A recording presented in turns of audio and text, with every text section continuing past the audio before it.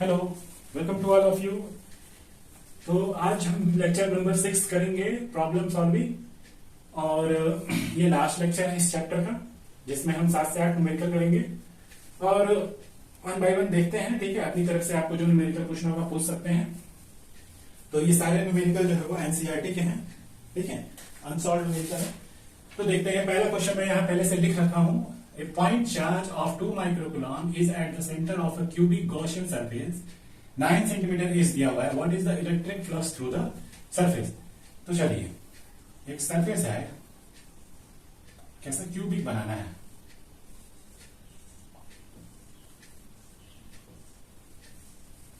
और इसके सेंटर पे कोई क्यू चार्ज है, कितना है उसकी वैल्यू 2 माइक्रोकूलम, प्लस या माइनस नहीं, प्लस, चलिए ठीक है। और 9 सेंटीमीटर इसकी एज है। तो आपसे पूछा है कि इलेक्ट्रिक फ्लक्स कैलकुलेट करना है। तो electric flux according to Gauss law क्या होता है, अगर कोई इनक्लोज्ड एरिया है, पार्ट है, क्लोज्ड है, और उसके अंदर सेंटर पे अगर चार्ज रखा हुआ है, तो सीधे सीधे फॉर्मूला क्या लग जाएगा, क्यू इनसाइड अपॉन में या क्यू इनक्लोज्ड अपॉन में एप्सिलॉन। क्यू की वैल्यू कितनी है, 2 माइक्रोकूलम अपॉन में एप्सिलॉन नॉट 8.85 इंटू 10⁻⁻12। इसको सॉल्व कर लेंगे, इलेक्ट्रिक फ्लक्स की वैल्यू आपकी सॉल्व हो जाएगी। ठीक है, इसमें ज्यादा कोई टफ क्वेश्चन नहीं है ये। तो इलेक्ट्रिक फ्लक्स यहां से आपका वैल्यू आ जाएगा। ठीक है, तो सॉल्व कर लेंगे। तो पूरा मैं सॉल्व नहीं करूंगा, ठीक है। अब नेक्स्ट क्वेश्चन क्या है, ये तो आसान क्वेश्चन था, ठीक है, फॉर्मूला बेस्ड था। दूसरा क्वेश्चन कह रहा है, a point charge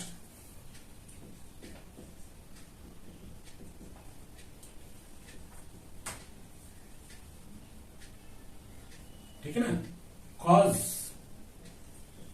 an electric flux of -1.0 into 10⁻³ newton metre square बटे coulomb to pass through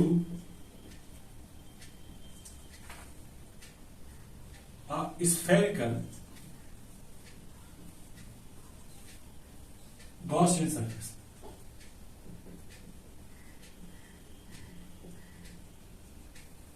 Okay, of 10 centimeter radius centered on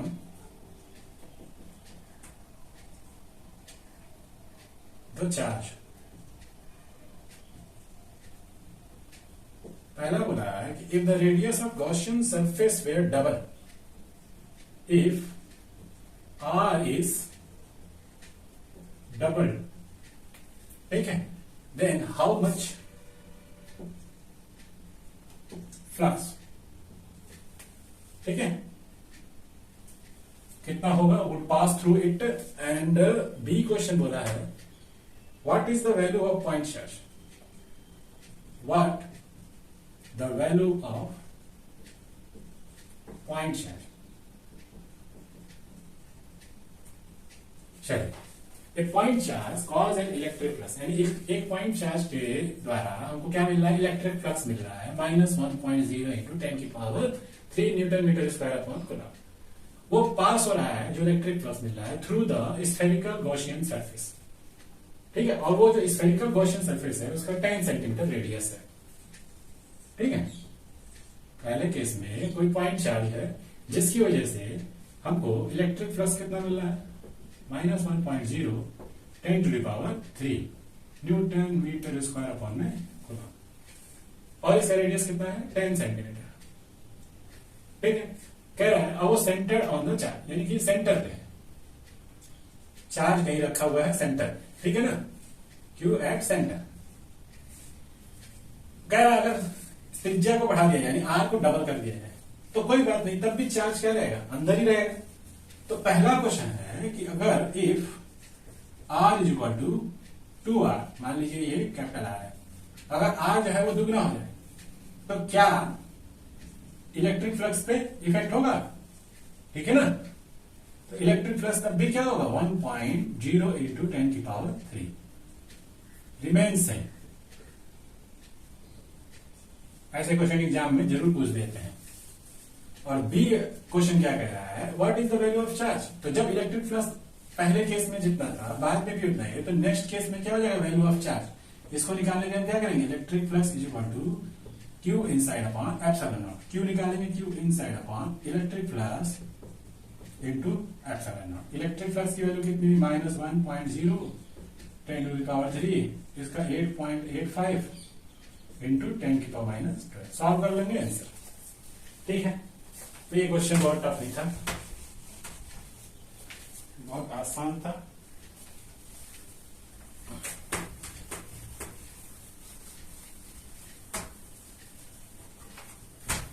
अगला देखते हैं, अगला क्वेश्चन, थर्ड क्वेश्चन देखते हैं। कह रहा है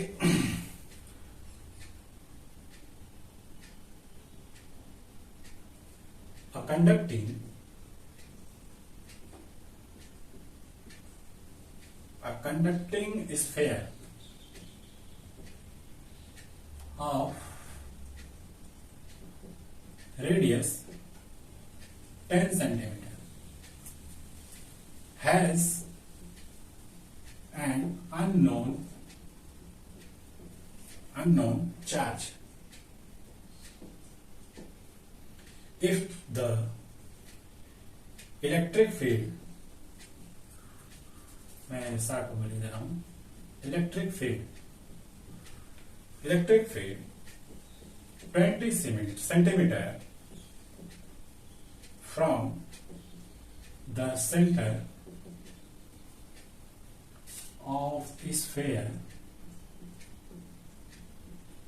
इज इक्वल टू कितना दिया 1.5 10⁻³ न्यूटन पर coulomb. Then and points radially inward. What is the net charge on sphere? देखिए क्या कह रहा है, कंडक्टिंग स्फीयर है जिस पर रेडियस कितना है 10 सेंटीमीटर है, हैज एन अननोन चार्ज। अब चार्ज कितना ये नहीं पता है, अननोन चार्ज है।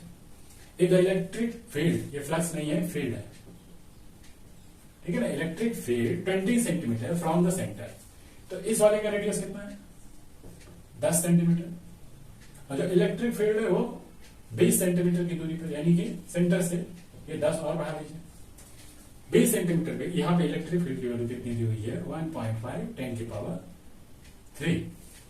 एंड पॉइंट्स रेडिली इनवर्ड, यानी कि इसकी वजह से जो फील्ड है and point readily inward, what is the net charge on the sphere, ठीक है। तो देखिए जो फील्ड होगा कंडक्टिंग स्फीयर, कोई भी चार्ज आप देंगे कंडक्टिंग है तो सारा का सारा चार्ज कहां लाई करेगा, ठीक है ना, इस स्फीयर आउटसाइड पे यहां लाई करेगा, ठीक है। हम मान लेते हैं यहाँ पे थोड़े, ठीक है।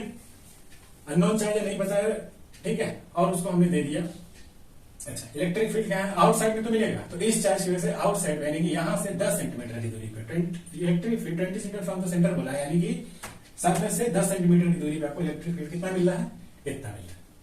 एंड पॉइंट रेडी, तो देखिए रेडियली इनवर्ड लिखा है, इसका मतलब क्या है कि जो चार्ज होगा वो निगेटिव होगा, ठीक है, क्योंकि जो चार्ज होगा वो निगेटिव होगा तभी रेडियली इनवर्ड होगा, अदरवाइज रेडियली आउटवर्ड होता है पॉजिटिवली। तो हमको क्या करें, net charge on the sphere कैसे निकलेगा, तो electric field due to this formula क्या होता है, Q अपॉन में 4πε0r², ठीक है। तो चलिए देखिए इसको, तो फॉर्मूला क्या हो जाएगा, Q की जगह पे Q नहीं पता है, यही तो निकालना है, 1/4πε0, सीधे लिखिए 1/4πε0 9 × 10⁹, Q हमको निकालना है, और R कितना हो जाएगा, सेंटर से ये डिस्टेंस कितना है, जहां पे इसकी ये वैल्यू है वो 20 सेंटीमीटर है, तो 20 × 10⁻², इसका होल स्क्वायर। और इलेक्ट्रिक फील्ड कितना दिया था उस पॉइंट पे सेंटर से 1.5 10⁻³ 3। यहां से क्या करेंगे, इसको क्रॉस कैलकुलेट कर लेंगे, क्रॉस मल्टीप्लाई करके ये वैल्यू आ जाएगी। तो ये तो एक इजी क्वेश्चन था ये भी, ठीक है। लेकिन हमको सब तरह के क्वेश्चन करने आने चाहिए, थ्योरेटिकल, कॉन्सेप्चुअल, ठीक है ना।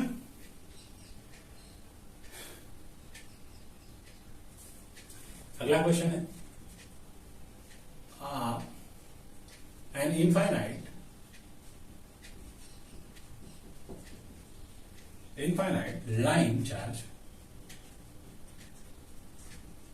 line charge produce a field, ठीक है, of 9 into 10 to the power 4 Newton per coulomb at a distance, कितना दिया है, of 2 सेंटीमीटर। कैलकुलेट करना है the linear charge density, linear charge density. तो देखिए सॉल्व करेंगे कैसे। पहले तो लीनियर चार्ज डेंसिटी क्या होता है, लैम्डा से लिखते हैं, ठीक है ना। जब कोई चार्ज किसी रॉड में या किसी पतले वायर में, ठीक है ना, लेंथ वाइज डिस्ट्रीब्यूट होता है यूनिफॉर्मली, इन दैट केस हम अगर पर यूनिट लेंथ चार्ज निकालें तो that quantity is known as linear charge density, यानी कि, ठीक है ना, Q बाई एल, एल, ठीक है, यानी lambda is a charge per unit length. अब कह रहा है infinite linear charge line charge produce in a field, ठीक है। इसकी वजह से जो कोई वायर है, मान लीजिए ये, इसमें यूनिफॉर्मली चार्ज, ये इनफाइनाइट है मान लीजिए, इसमें यूनिफॉर्मली चार्ज डिस्ट्रीब्यूटेड है, ठीक है,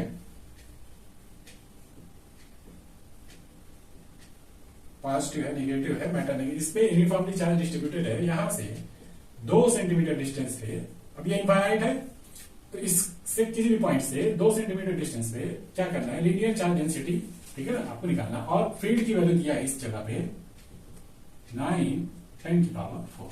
तो फॉर्मूला क्या होता है, E इज इक्वल टू, ठीक है, Q अपॉन में 4 पाई, सॉरी इन टर्म्स ऑफ अगर आपको लैम्डा लिखना है तो lambda upon 2 pi epsilon not R, ये होता है फॉर्मूला। तो लैम्डा निकालना है हमको, ठीक है। लैम्डा E की वैल्यू कितनी दी हुई है, 9 10 की पावर 4, लैम्डा निकालना है।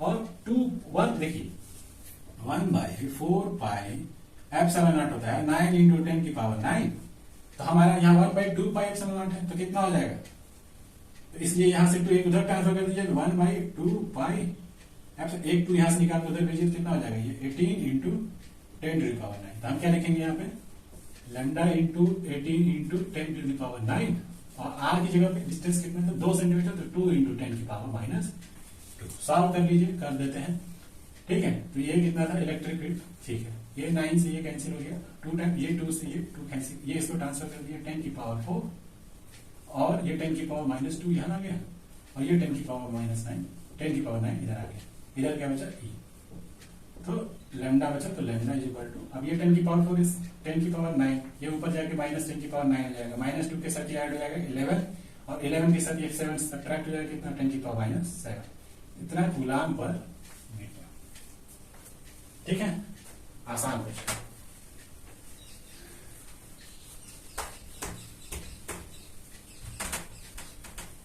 नेक्स्ट क्वेश्चन क्या है,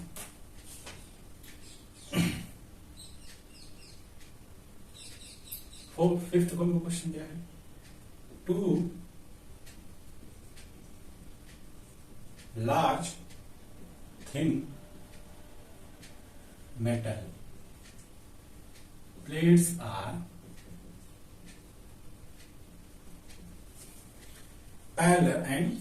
parallel and closed to each other, ठीक है,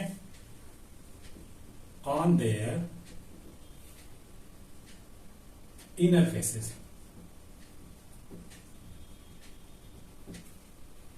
the plate have surface charge density, plate have surface charge density of opposite signs and magnitude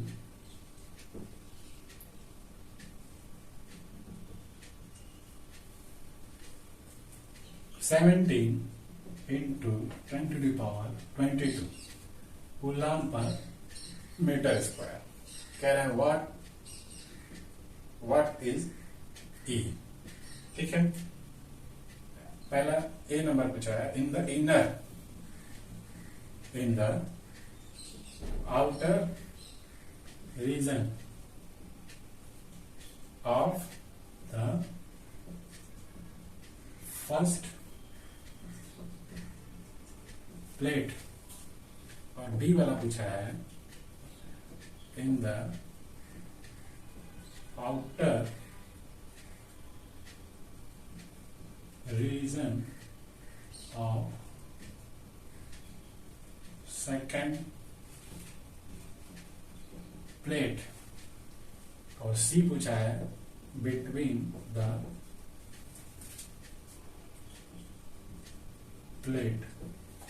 तो देखिए, the large thin metal plate are parallel to, ठीक है, दो है, तो दो है, मान लीजिए ऐसे पैरेलल टू ईच अदर, ठीक है, parallel on their inner faces. ठीक है, तो इधर का इनर फेसेस और ये दोनों का इनर फेसेस जो है वो एक दूसरे parallel. The plate have surface charge density of opposite sides, इस पे सरफेस चार्ज डेंसिटी मानते हैं, अगर सिग्मा है तो इस पे क्या है, माइनस सिग्मा है, सरफेस चार्ज डेंसिटी को सिग्मा से डिनोट किया जाता है। एंड द मैग्नीट्यूड कितना है, 17 इंटू 10 पे पावर माइनस 22, यानी इस पे क्या कर लो, माइनस में ले लो, और यही सेम वैल्यू इस पे प्लस के साथ 70 10 की पावर माइनस 22।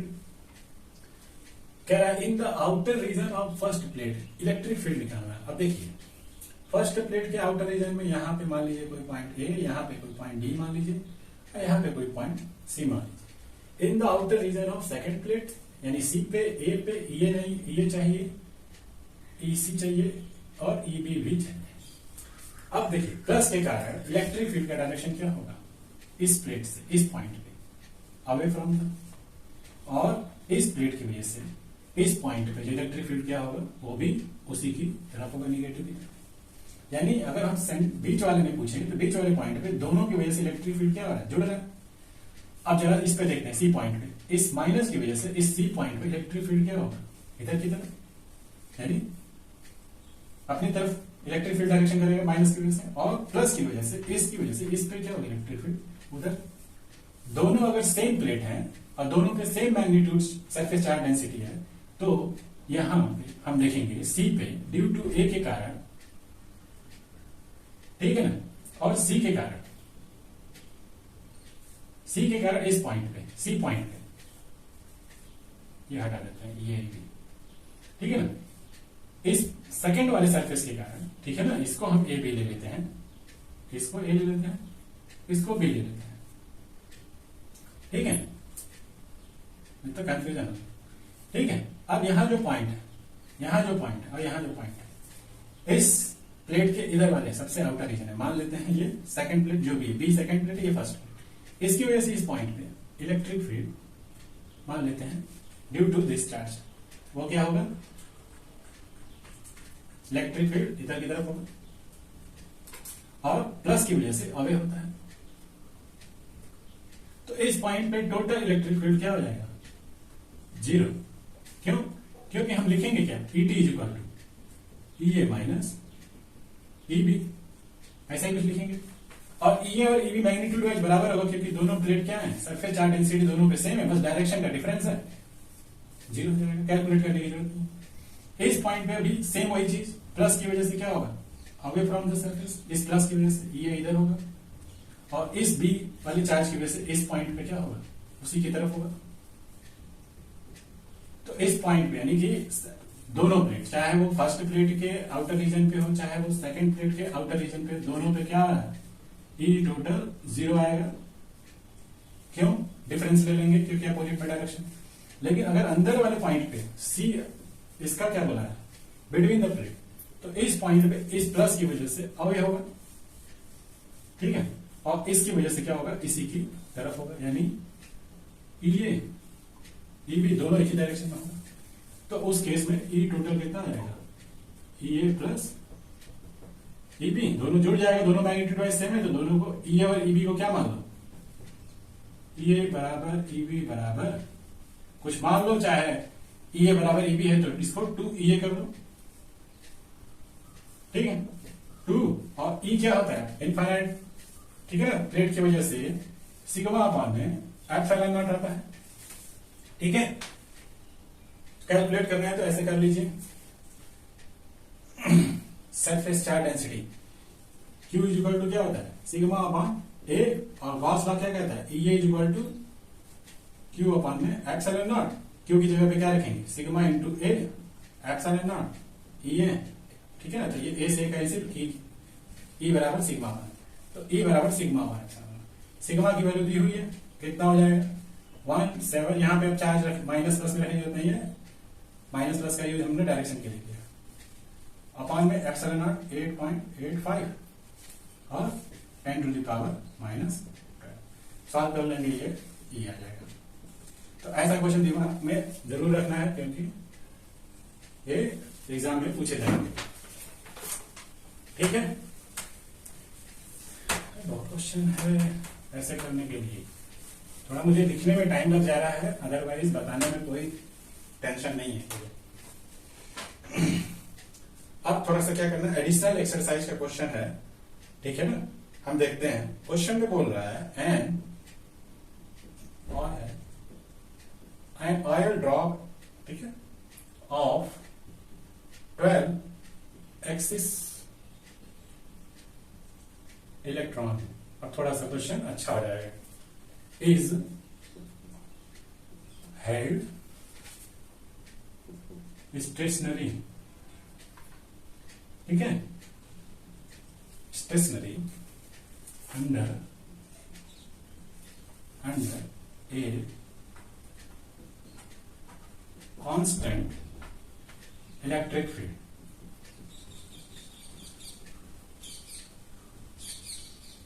ठीक है, और इलेक्ट्रिक फील्ड की वैल्यू दी है 2.25 into 10 to the power minus 10 to the power 4 newton पर, ठीक है। ये ऑयल ड्रॉप एक्सपेरिमेंट मिलकर ऑयल ड्रॉप एक्सपेरिमेंट के नाम ले रहा है, ठीक है। आगे कह रहा है the density of the oil is 1.26, ठीक है, 1.26 ग्राम पर सेंटीमीटर क्यूब, एस्टिमेट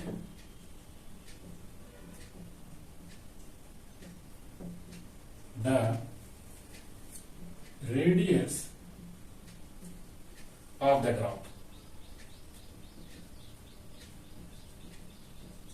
ठीक है, और ब्रैकेट में दे रखा है G इक्वल टू कितना लेना है 9.81 मीटर पर सेकेंड, और E की वैल्यू दे रखा है 1.6 into 10 to the power minus 19। ये क्वेश्चन में दे रखा है, सॉल्व करेंगे। देखिए सबसे पहले अगर आप मान लीजिए क्वेश्चन करेंगे, पढ़ेंगे, तो कैसे आप सोचेंगे कि यही हमको करना है।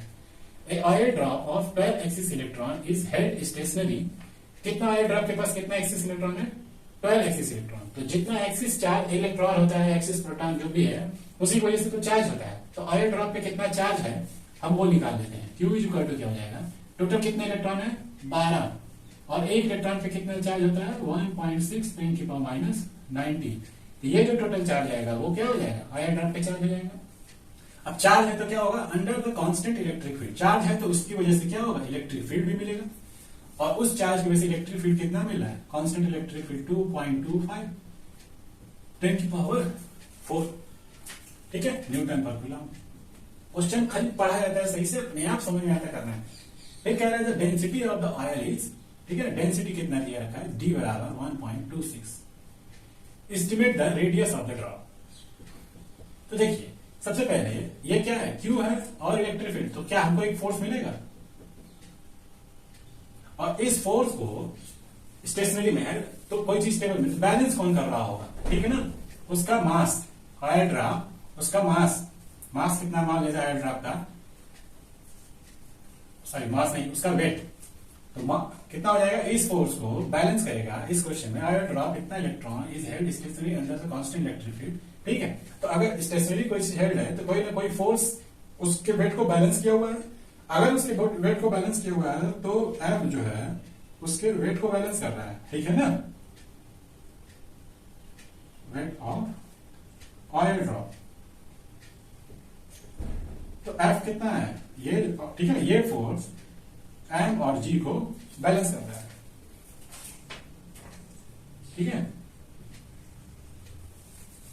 तो Q की वैल्यू कितनी हुई है, Q की वैल्यू भी हमने निकाली है 12 इंटू 1.6 इंटू 10 की पावर माइनस 90, और E की value due to this charge कितना दिया है 2.25 इंटू 10 की पावर 4, और ये वैल्यू बैलेंस करेगा मास इंटू ग्रेविटी जो भी है। तो एम, अब जो मास नहीं पता है तो मास को हम क्या करेंगे, वॉल्यूम इंटू डेंसिटी, ठीक है, और इंटू जी, ठीक है। अब इधर वॉल्यूम क्या होगा, ड्रॉप है ना, तो ड्रॉप का वॉल्यूम क्या होगा 4/3 सर, ठीक है ना, पाई आर की, मान लेते हैं ड्रॉप का रेडियस आर है, और डेंसिटी आपको ऑयल ड्रॉप की कितनी दी हुई है 1.26 और जी 9.81, और ये सारी वैल्यू यहाँ पे, ठीक है ना, दे रखी है।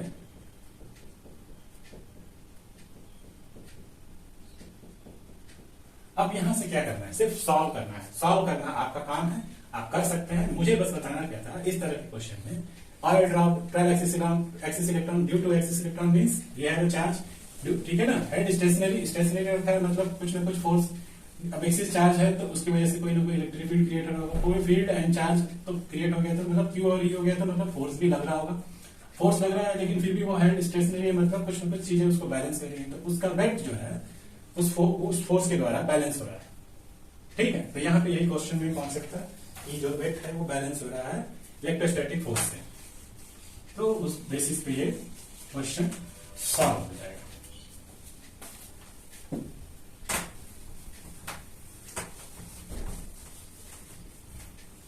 और क्या है, अगला क्वेश्चन है, मैं इसके चेंज कर देता हूं। अगला दिया हुआ है कि आपको इलेक्ट्रिक फील्ड लाइंस हैं, उनको जो है ड्रॉ किया हुआ है, तो उसमें से पूछा गया है कि कौन सा करेक्ट है कौन सा नहीं है करेक्ट, तो मैं ड्रॉ करता हूं, ठीक है। इसमें ये सारे पॉजिटिव हैं,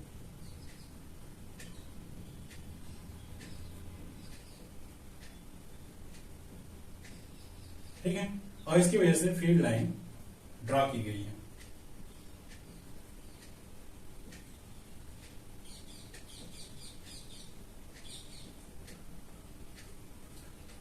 कुछ ऐसे ही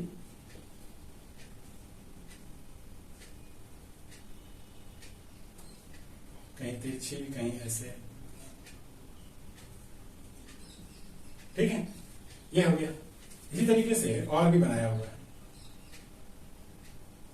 पॉजिटिव साइड यहां पे, नेगेटिव चार्ज, फिर पॉजिटिव, देन पॉजिटिव, ठीक है, फिर यहां पे ऐसे लाइन मिला दिया गया है, यहां पे भी ऐसे मीट करा दिया गया है, यहाँ एरो ऐसे बना दिया गया है। छोड़िए इस क्वेश्चन को मैं बाद में करूंगा, ठीक है ना, टाइम बहुत लग रहा है मुझे, मैं पहले से ड्रॉ कर लूंगा तब मैं बताऊंगा आपको, ठीक है। तो दूसरा क्वेश्चन करते हैं, इसमें बहुत टाइम जा रहा है, ठीक है।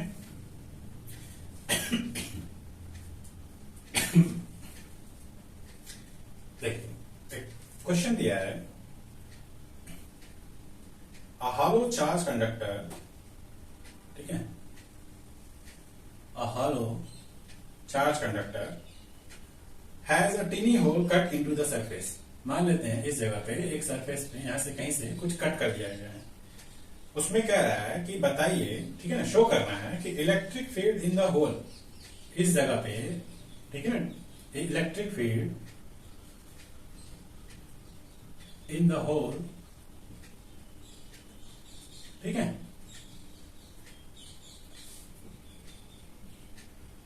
बताना है कितना होगा, सिग्मा अपॉन में 2 एप्सिलॉन नॉट, ठीक है।